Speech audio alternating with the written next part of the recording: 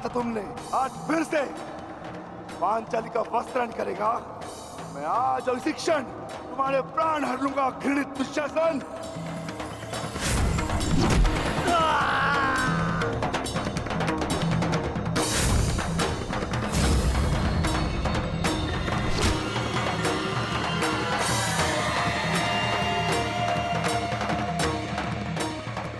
इसी भांति तुम पांचाली के केश पकड़कर द्यूत सभा में लाए थे ना?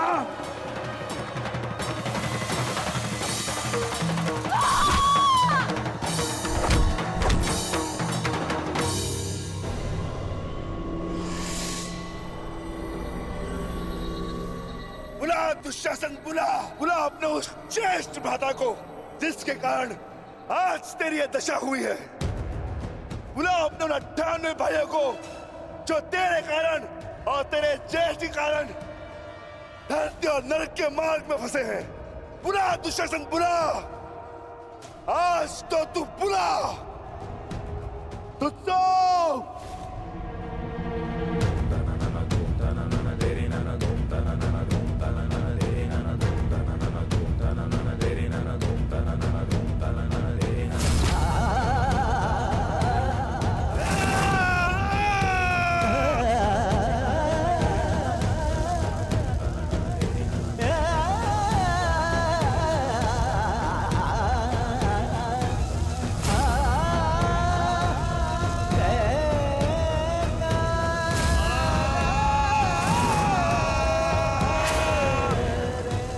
इसी भांति तुमने पांचाली के केश पकड़कर उसे घसीटा था ना?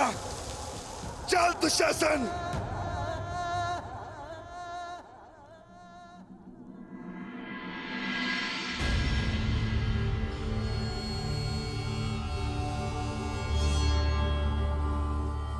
प्रणिपात माता, पिताश्री ने आपको कुरुक्षेत्र में प्रस्तुत होने का आह्वान दिया। आशा करती हूँ वृकोदर, युद्ध समाप्त होने के पश्चात आपकी पत्नी पुनः अपने केश बांध सकेगी। मुझे विश्वास है पांचाली कि इस आने वाले युद्ध में मैं वृकोदर भीम उस दुशासन की छाती फाड़कर उसके छाती के लहू से तुम्हारे केश सींच पाऊंगा।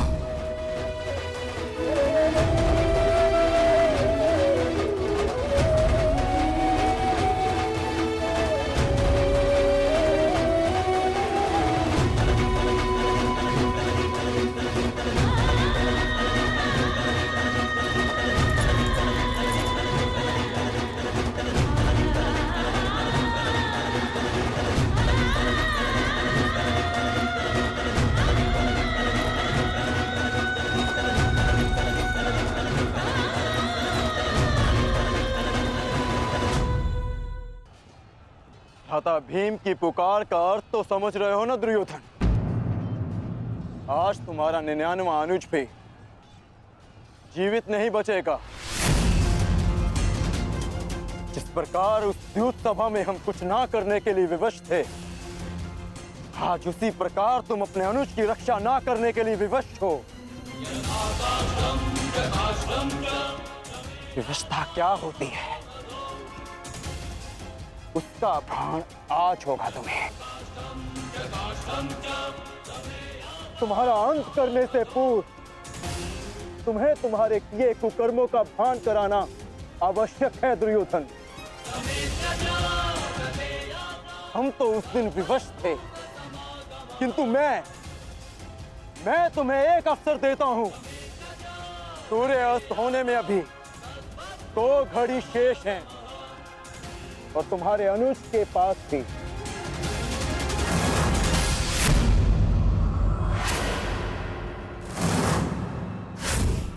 जाओ, बचा सकते हो तो बचा लो अपने अनुज को।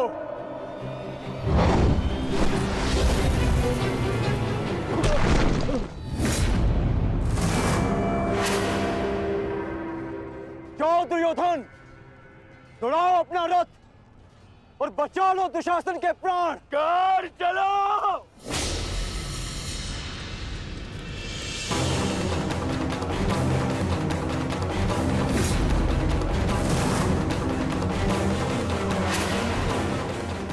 स्मरण रखना कौन, आज किसी के रथ का वेग भ्राता भीम के प्रहार से अधिक शक्तिशाली नहीं होगा। आज पांचाली के अपमान का प्रतिकार लेने से कोई नहीं रोक सकता भ्राता भीम को।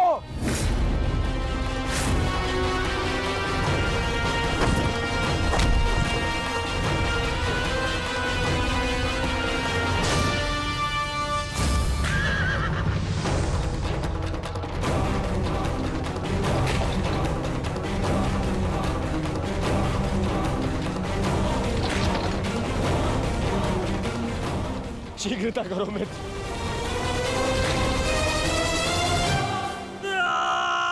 चीखो दुशासन चीखो, इतना चीखो कि अंधा युग तुम्हें सुन तो सके कि जिन्हें द्रौपदी का क्रंदन दिखाई ना दिया उन्हें तेरा ये रुदन सुनाई तो दे। चीखो दुशासन कि संसार को संदेश मिले कि क्यों किसी स्त्री का अपमान नहीं करना चाहिए। एक नारी के टूटे हुए दर्प के टुकड़े जब छाती में चुभते हैं तो कैसा लगता है? गति बढ़ाओ मित्र, मेरा अनुज संकट में है।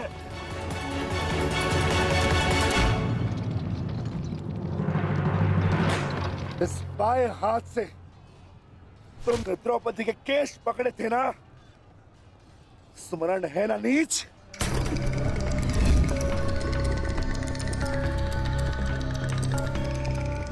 तुमने पांचाली का नहीं समस्त नारी जाति का अपमान किया है।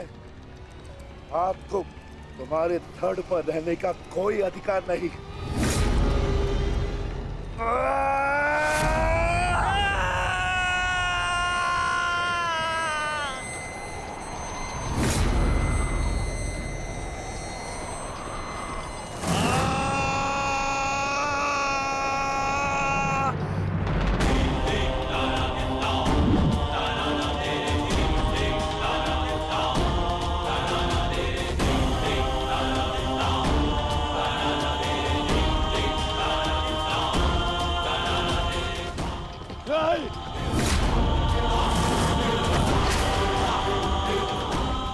इसी दाएं हाथ से तुमने द्रौपदी का चीर पकड़कर खींचा था ना?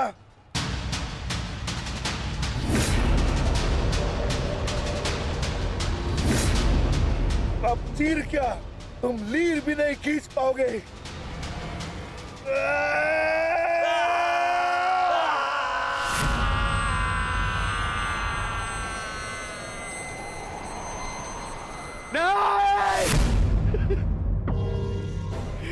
बस करो संजय, बस करो, मुझे कुछ और नहीं सुनना। दुशासन!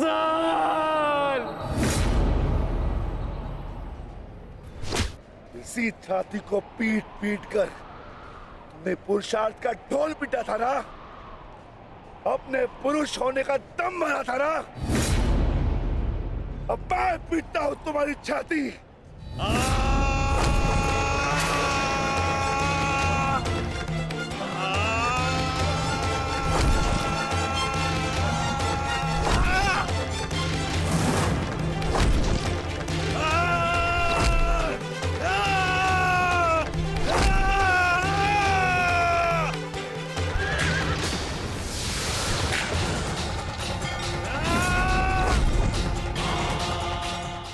दुशासन, तुमने क्या कहा था पांचाली को? बोल, तुमने क्या कहा था पांचाली को? वैश्या! बोल दुशासन, फिर से बोल।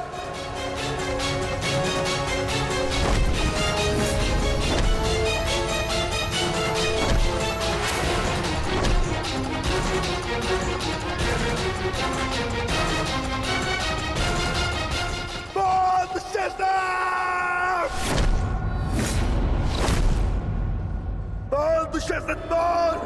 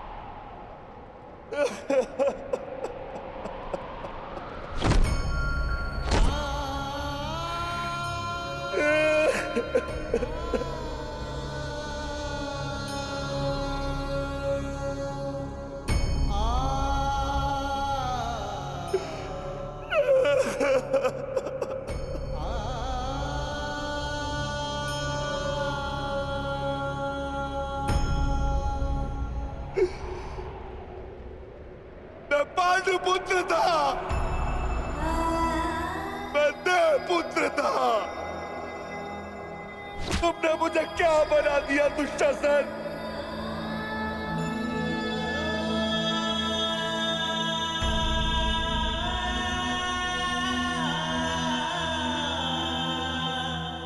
तुमने मुझे पशु बना दिया, तुमने मुझे एक राक्षस बना दिया।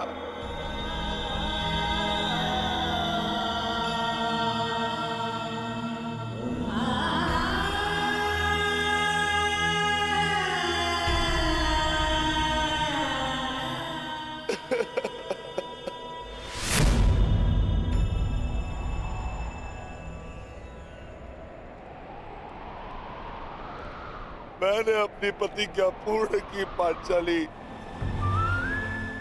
परंतु मेरे प्रश्न का उत्तर पूर्ण नहीं हुआ।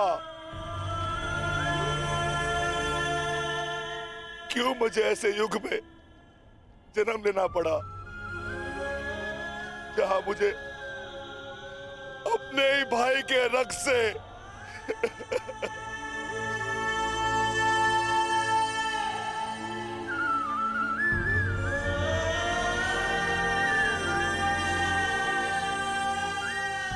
ऐसा क्यों हुआ पांचाली? ऐसा क्यों हुआ?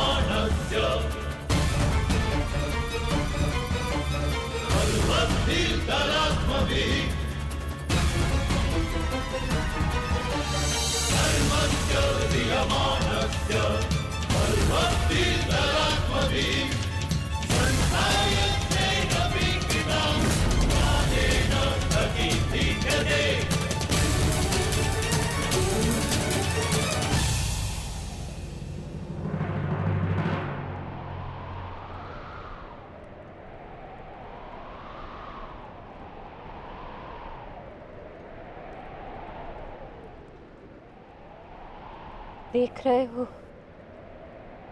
युवराज दुर्योधन,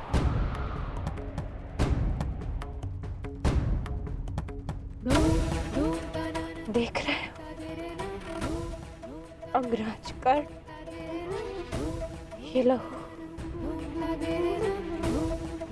ये रक्त, ये 5 गांव ना देने का मूल्य नहीं।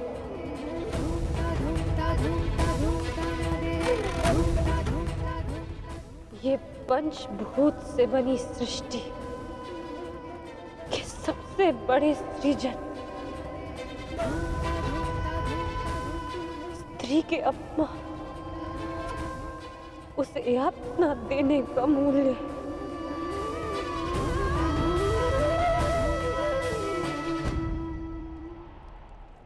एक स्त्री, एक माता, एक पत्नी का जब जब अपमान होगा,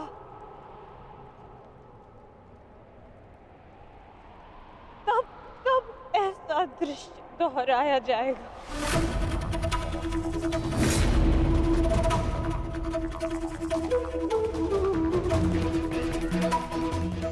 तब तब ऐसा दृश्य दोहराया जाएगा दुर्योधन।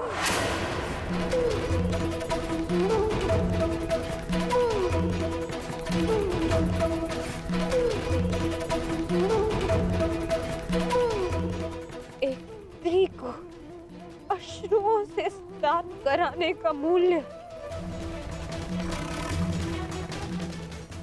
रक्त स्नान से चुकाया जाएगा। आज मेरी पीड़ा कम नहीं हुई है,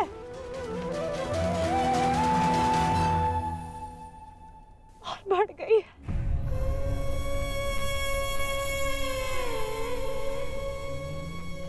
इस संसार में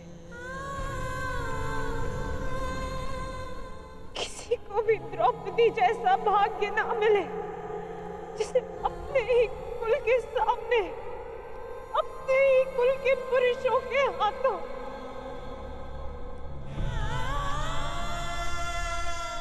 अपमान सहना पड़ा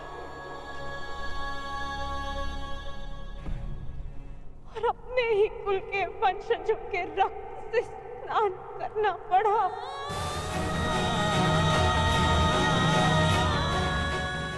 हे ईश्वर,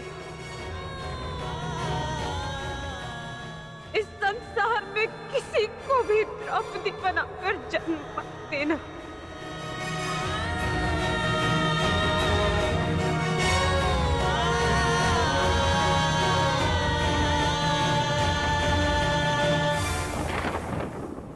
आपके लिए अपने प्राण देकर प्रसन्नता होगी मुझे, क्योंकि मेरे माता पिता ने आज तक मेरा मुख नहीं देखा, और मेरे लिए आप ही मेरे पिता और आप ही मेरी माता हैं। मेरा भाई, मेरा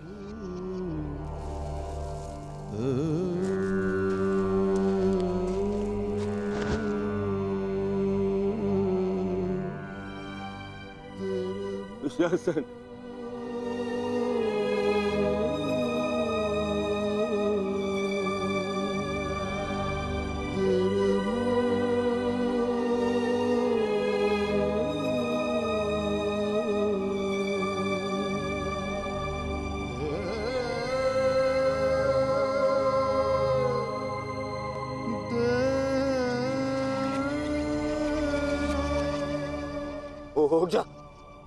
उठ जा, देख, युद्ध समाप्त हो गया है। तेरी बुझाए, तेरी बुझाओं के बल के सहारे ही तो मुझे संसार पर राज्य करना था।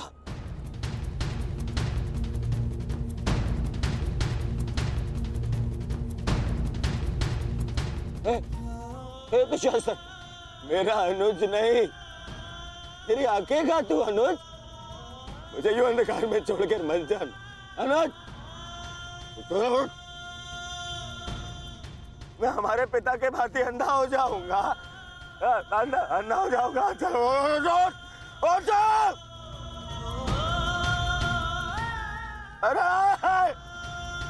अरे इसकी बुझाए क्या है? अरे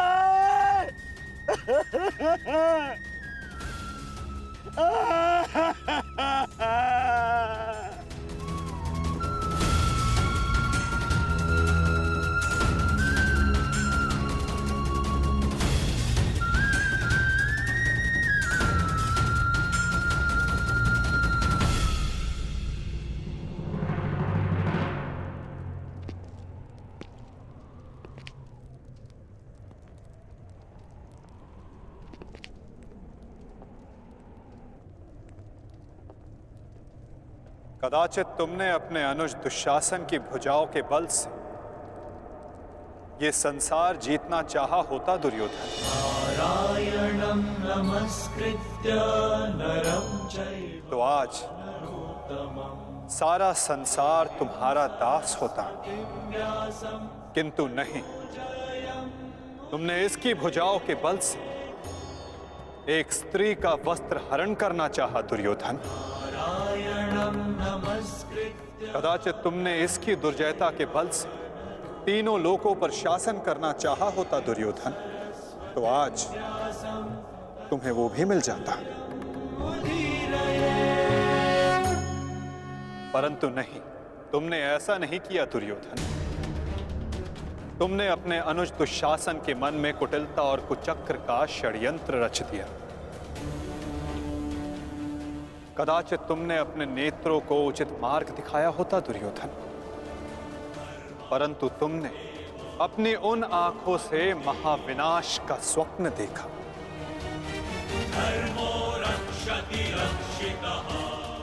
स्मरण रहे दुर्योधन, नियति, धरती और प्रकृति, ये तीनों स्त्री हैं। और जब जब स्त्री का अपमान होगा, नियति पुरुष के विरुद्ध होगी। धरती उस अपमान का भार नहीं सहेगी और प्रकृति उसे नष्ट कर देगी।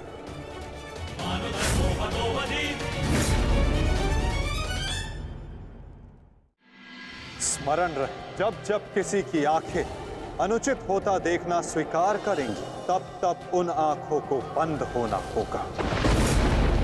यही नियति है, यही प्रारब्ध है और यही है इस महाभारत का कारण और निवारण।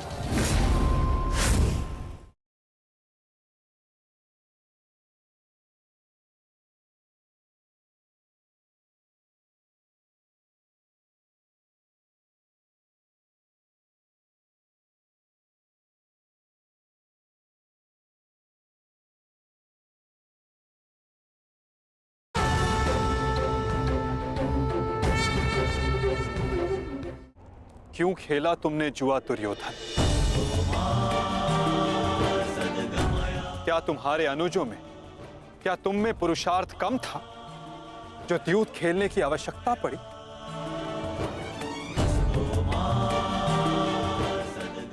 इसी द्यूत के कारण एक स्त्री पहले अपने ही अश्रों में नहाती है और अब अपनों के ही रक्त से।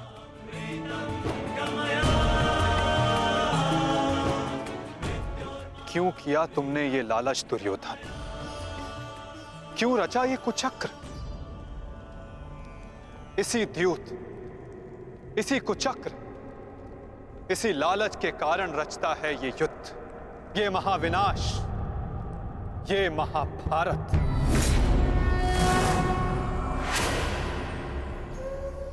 क्यों आज एक भ्राता को अपने ही अनुज के रक्त को पीना पड़ा और दूसरा आज स्वयं के रक्त में लथपथ है? स्मरण रहे, जो हाथ स्त्री की लाज, उसके मान के रक्षण के लिए, यदि वो हाथ स्त्री की लाज उतारने का दुस्साहस करेंगे, उसका मान भंग करने का दुस्साहस करेंगे, तो उन हाथों को धड़ से अलग कर दिया जाएगा।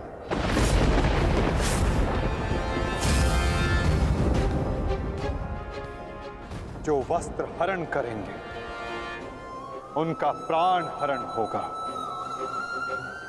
जब जब किसी की आंखें अनुचित होता देखना स्वीकार करेंगी, तब तब उन आंखों को बंद होना होगा।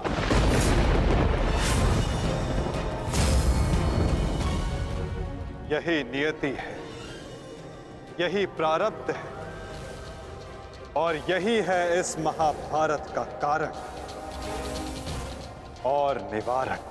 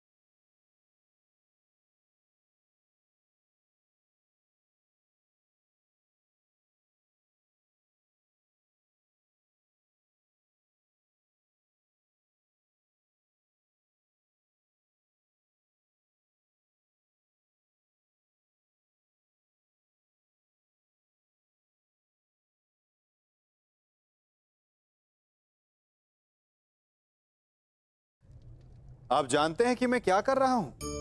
मैं प्रतीक्षा कर रहा हूं कि कब इस वृक्ष पर फल लगेंगे और मैं उन मीठे फलों के रस को चख पाऊंगा।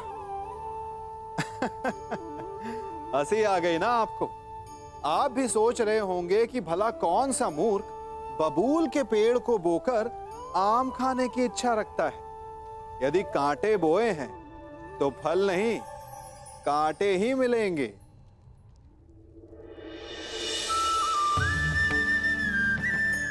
देखा, रक्त बह गया। ठीक ऐसा ही हमारे कर्मों के साथ होता है। हमारे बुरे कर्मों का फल कभी शुभ नहीं हो सकता। जो हाथ अस्मिता लूटने को आगे बढ़ेंगे, उन हाथों को कटना होगा। जो दृष्टि बुरी बनकर स्त्री पर पड़ेगी, उन्हें अनजान नहीं, रक्त के अश्रु भोगने होंगे। जिसने अपने जीवन में छल किया, उसे अपने ही छल के भार तले दब कर मिट जाना होगा। समय रहते जिसकी आंखें नहीं खुली, समय उसकी आंखें बंद कर देता है। यदि यहां मेरा मित्र संकट में है, तो वहां तुम्हारा ज्येष्ठ भी संकट में है अर्जुन। अब निर्णय तुम्हारा है। अपने ज्येष्ठ के प्राण बचाओ या उसके दम घुटने की प्रतीक्षा करो।